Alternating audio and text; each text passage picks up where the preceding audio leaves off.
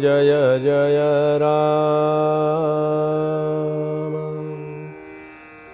श्रीराम जय राम जय जय राम। श्रीराम जय राम जय जय राम।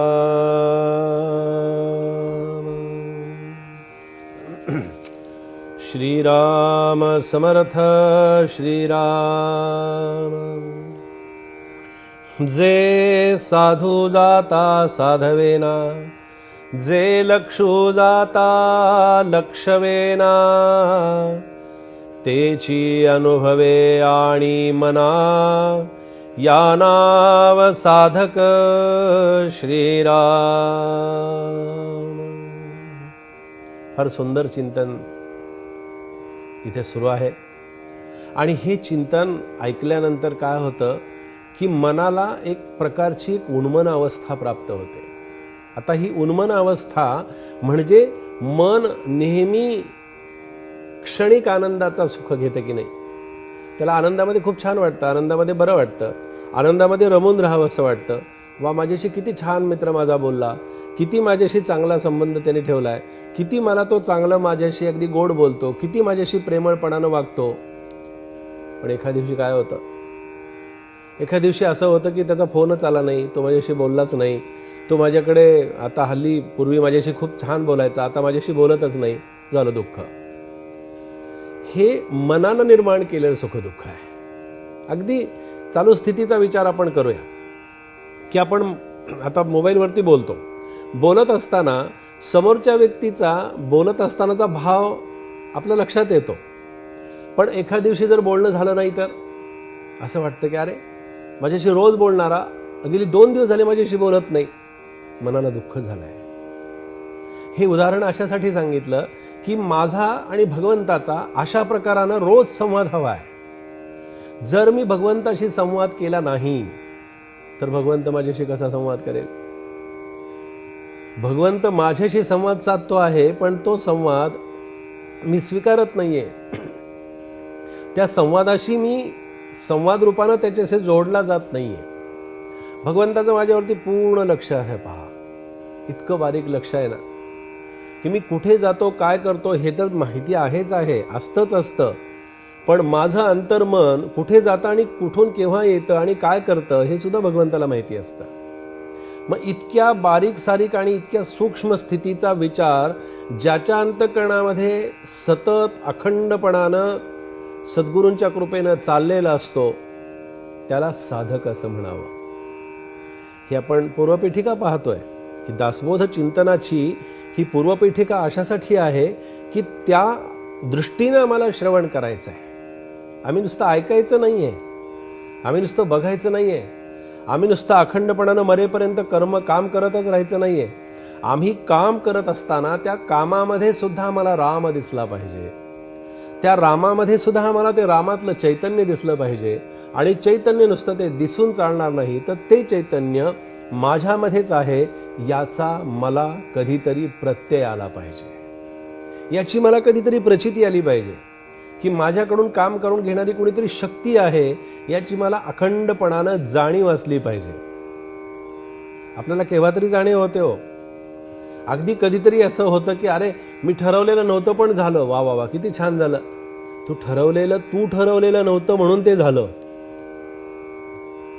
मी ठरवलेलं झालं किंवा झालं नाही याला फार महत्वाचं नाहीये, भगवंतानी ठरवलेलं झालं की नाही। म्हणून समर्थ इथे असं म्हणतात की जे साधू जाता साधवेना, जे प्रत्यक्ष साधण्याचा प्रयत्न केला, आत्मसात करण्याचा प्रयत्न केला, ज्याला मी जवळ करण्याचा प्रयत्न केला तो माझ्यापासून दूर गेला। जे साधू जाता साधवेना म्हणजे ज्याचा आपण साधनेच्या अंतरंगानं किंवा साधनेच्या बाजूनं ते साधण्याचा किंवा ते आत्मसात करण्याचा प्रयत्न करत असतो, जे लक्षो जाता लक्षवेना म्हणजे जिथे लक्ष अखंडपणानं ठेवून सुद्धा जिथे लक्ष राहत नाही आणि जिथे लक्ष ठेवणं आवश्यक असतं, अशा स्थितीमध्ये आत्मस्थितीची धारणाधरी यानावं साधक। म्हणजे जी वस्तू जिच्याकडे सगळ्यांचं दुर्लक्ष आहे, भौतिक जगामध्ये, त्या वस्तूकडे माझं लक्ष असलं पाहिजे. त्याचं लक्ष नाही म्हणून मी लक्ष ठेवत नाही, याला परमार्थामध्ये काही उत्तर नाही आहे. कसं असतं, एक आपल्याला छान एक थोडंसं चिंतन आपल्यासमोर अशासाठी ठेवतो की आपल्या हृदयाच्या सिंहासनावरती आपण भगवंताची एकदा स्थापना करा. आता नाही आहे का? भगवंत आहे, पण हृदयाच्या ठिकाणी असणाऱ्या भगवंतावरती माझी जेवढी श्रद्धा, जेवढी निष्ठा, जेवढा भाव, जेवढं प्रेम, जेवढा विश्वास, मी त्याला काही पण नाव द्या, जेवढा हवा आहे ना तेवढा तो राहत नाही. कारण मी प्रापंचिक आहे, मी प्रपंचामध्ये वाहत जातोय. मग हृदयाच्या सिंहासनावरती एकदा त्याची स्थापना करायची, त्याला विराजमान करायचं, म्हणजे याचा अर्थ की तो आहेच आहे, पण त्याच्यावरती लक्ष ठेवायचं. आणि मग व्याख्यान, कीर्तन, प्रवचन, सत्संग हा नंतर करायचा आहे. आम्ही काय करतो, आमच्यामध्येच हृदयाच्या सिंहासनावरती भगवंत आहे, पण त्याचं आम्हाला अनुसंधान नाही, त्याच्यावरती आमचं लक्ष नाही.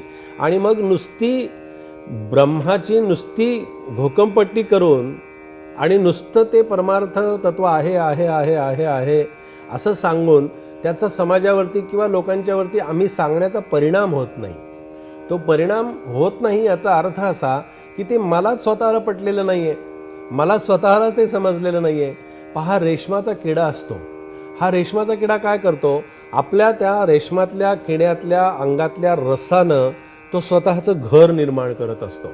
रेशीम असतं ना, रेशीम, त्या रेशमाच्या किड्याच्या अंगातलं जे त्याच्या अंगातला जो रस असतो ना, त्यानं तो स्वतःचं एक घर तयार करतो रेशमाचा किडा, आणि त्याच्यामध्ये तो राहतो, त्याच्यामध्ये तो कोंडून स्वतःला घेतो. असं असतं रेशमाच्या किड्याचं. तसं संसारी जीव जे आहेत ना, हे प्रापंचिक जीव आहे, ते याच पद्धतीनं आपल्या कर्मानं आपल्या स्वतःला कुठेतरी त्यांनी कोंडून घेतलेलं आहे, कुठेतरी त्यांनी बंदिस्त करून घेतलेलं आहे. वास्तविक पाहता जीव मुक्तावस्थेत आहे, जीव आनंदाचा अनुभव घेतो आहे. पण काय झालं, त्या रेशमाच्या किड्यासारखं प्रापंचिक जीवांनी स्वतःला कोंडून घेतलं. आणि मग त्या रेशमाच्या किड्याचं फुलपाखरू जेव्हा होतं, तेव्हा ते रेशमाच्या किड्याचं फुलपाखरू तो आपला कोश फाडून त्या कोशातून बाहेर येऊन मग ते सगळीकडे संचार करायला लागतं. तसं सांगायचं तो तात्पर्य असा आहे की त्याप्रमाणे विवेक आणि वैराग्याचा उदय झाल्यानंतर मग बद्ध जीव अशा प्रकारानं त्या फुलपाखरासारखे मुक्तपणानं सगळीकडे संचार करत असतात, आणि तो संचार अत्यंत महत्त्वाचा असतो. तसं त्या रेशमाच्या किड्याचं उदाहरण अशासाठी दिलं की माणसाचा जीव आणि माणूस हा त्या रेशमाच्या किड्यासारखा स्वतःला आधी त्याच्यामध्ये बंदिस्त करून घेतो, आणि त्याच्यातून तो बाहेर पडतो. बाहेर पडला तर तो साधक, आणि जर आतच गुंतून स्वतःला घेतलं तर तो बाधक. अशा दोन्ही गोष्टी आपण लक्षात ठेवाव्यात. आणि अशालाच समर्थाने असं म्हटलेलं आहे की जो अशा प्रकारानं साधू जाता साधवेना, लक्षू जाता लक्षवेना, तेची अनुभवे आणि मना यानव साधक. अनुभवानं ते स्वतःच्या मनाला आणतो आणि त्याचा विचार करतो, त्याला साधक असं म्हणावं.